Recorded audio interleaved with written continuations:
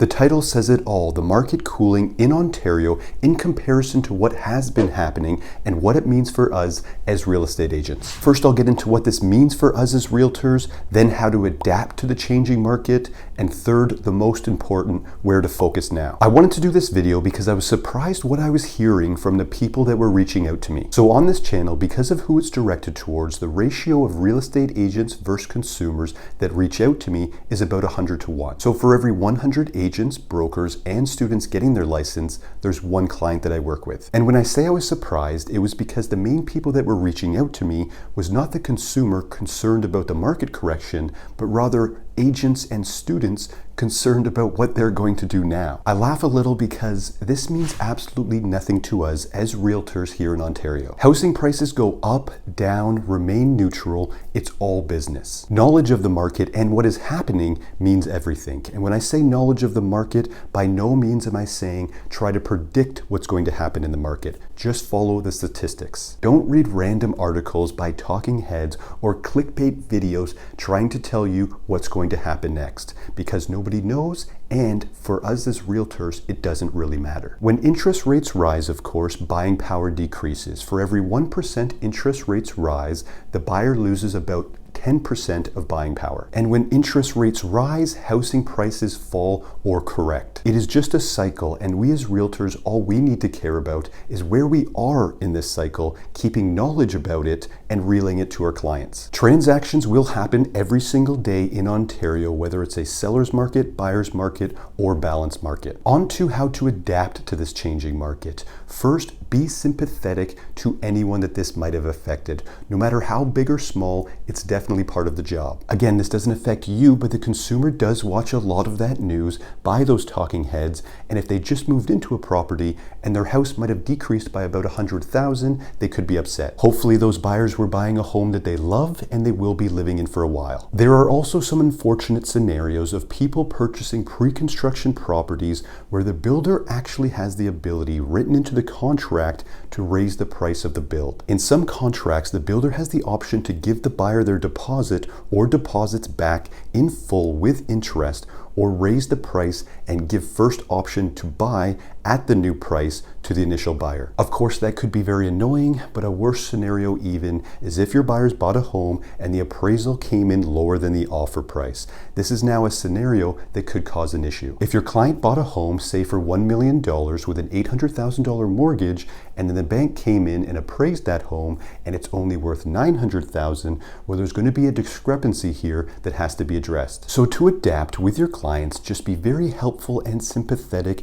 Changing markets are going to happen a ton in our lives as realtors. And again, these scenarios just mentioned aren't the norm by any means. It's just what the news will focus on, of course. What is normal is realtors doing transactions with their clients daily, but that of course is not fun to talk about. One person losing value in their home and selling and not timing the market perfectly just means that another buyer sitting on cash has a potential purchase to make. It's just a cycle and it's all balanced. As real estate agents and brokers, we are essentially any market proof. We are resilient. Last and maybe most important on the list, where you should focus on possibly acquiring new clients now, and where you should focus your attention on staying up to date with the market. At this stage, I still 100% suggest talking to homeowners. I know Instagram, TikTok is fun and extremely valuable for long-term growth of your personal brand, but still make sure you're investing X amount of time every day talking to homeowners about real estate. Cold calling, door knocking, email campaigns, business-to-business events, social gatherings, local community Facebook groups. You could even do target YouTube videos with good SEO, but still try to have 10 to 15 real conversations with homeowners about real estate at least 5 days a week. If the market continues to correct and we move into a balanced or even buyer's market, I personally still think listings are king,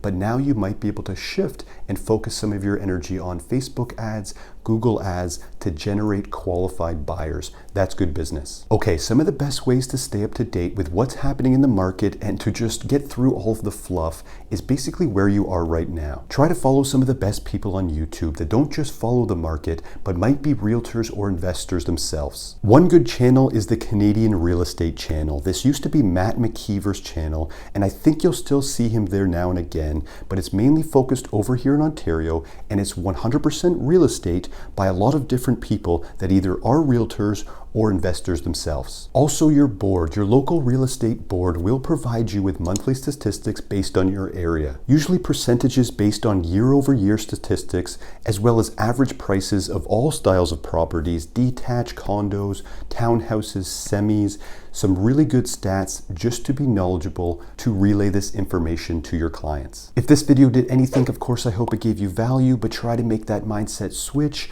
You're now a business owner, you're now an entrepreneur, and we don't really make random predictions.